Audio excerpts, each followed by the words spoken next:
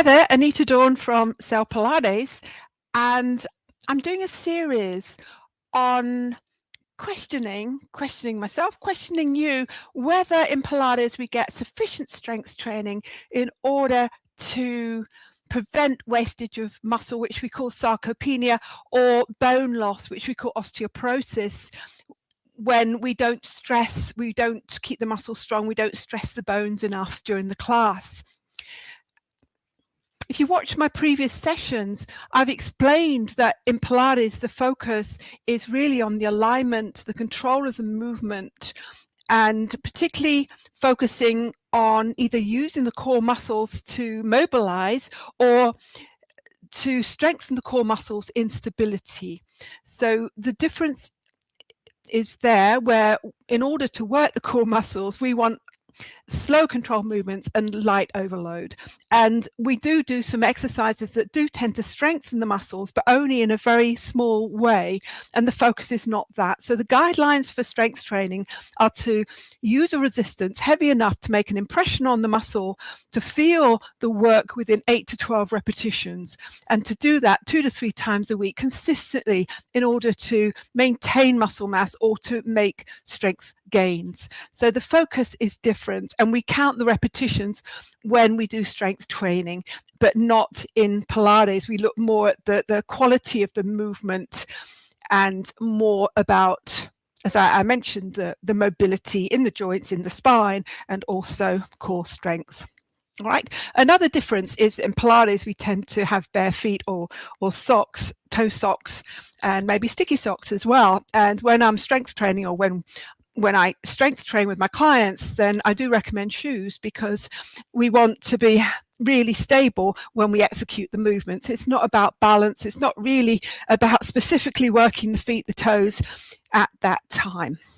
So today we're going to look at shoulders. So in a Pilates class, without really knowing it, we do work a certain part of the shoulders, but we don't do a complete shoulder workout, which is important to do.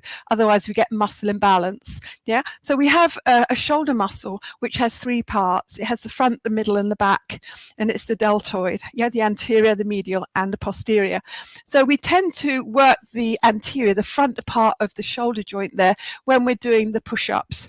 But the focus for the push-ups is core strength. So we're really working the core by stabilizing the spine, and then the challenge is to then do the push-up. But because we're working at the shoulder joint into the arm, so we are actually working the front of the shoulder, but it's not about that. And we're not feeling the resistance here, and we're not counting the repetitions. I hope that's clear. Okay. And then I mentioned before, when we did the back, that we often throw in some exercises like a row. If we're rowing, let's have a seated row.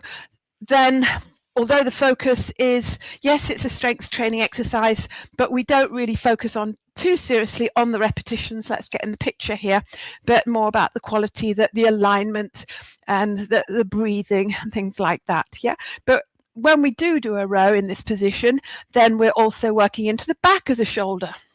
And also when we're doing lying prone, when we do the swimming, just quickly show you that.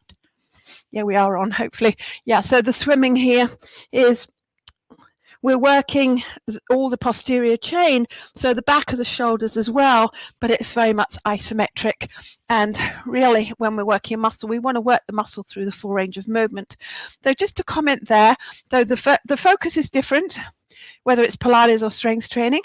And we would do a few more exercises in strength training if we're working shoulders, to maintain the balance of the muscles, strength versus flexibility or mobility in the joint. All right, so we need to work the medial, in the middle deltoid there. So I probably, can you see me standing up? Yes, you can still see me. Yeah. So sometimes people do this in Pilates, but it's not really. It is benefiting the shoulders, and not really the same focus as you get in Pilates. And it would be rare that we would count the repetitions and keep them within that range of 8 to 12, and make sure that we then repeat that another 2 to 3 times, another 1 or 2 times during the week. Does that make sense? Yeah. Other muscles that are really important to work, and I've just torn one, that's my rotator cuff, because I hadn't been keeping my muscles strong in a balanced way. So just to basically, so we wouldn't work this in a Pilates class, but in a strength training class. So it's working external rotation here. So I can use an anchor, whether it's a door anchor, I've got a wall anchor here, and I'm going to do that external rotation into the shoulder joint. Really important to keep the rotators strong. And it was a rotator cuff muscle that I tore, but I've rehabbed it by strengthening the muscles all around it. Then we need to do the opposite of that external rotation. Yes, I hope you can see that. The band's the same color as my top. Yeah, and we do it on both arms.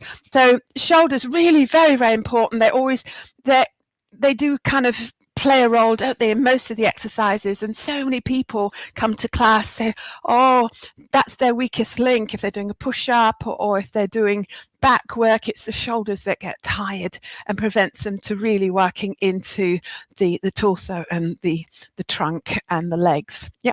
Alrighty, so I hope that makes sense. Drop me a line, ask me questions if you want to. I always love to hear from you. And so that was just to show you the difference between the focus in the Pilates class or strength training class, and we were looking at the shoulders, and that really it's important to do both, and particularly start your strength training journey with Pilates, because it teaches you stability of the joints, which you need in order, when you're working, whether you're working rows or whatever you're doing in strength training, you need to stabilize the joints so that you can engage the core and work safely. So it is important that you start with a Pilates type class, but then continue with it, because the amount of mobility and flexibility that Pilates gives you, and also you do need to continue working that core muscle, and there's no better way to work the core than in a Pilates class. All right, so thanks for joining me, and I'll catch you next time. So do get in touch if you have any questions. How do we get out of here? All right, have a good day.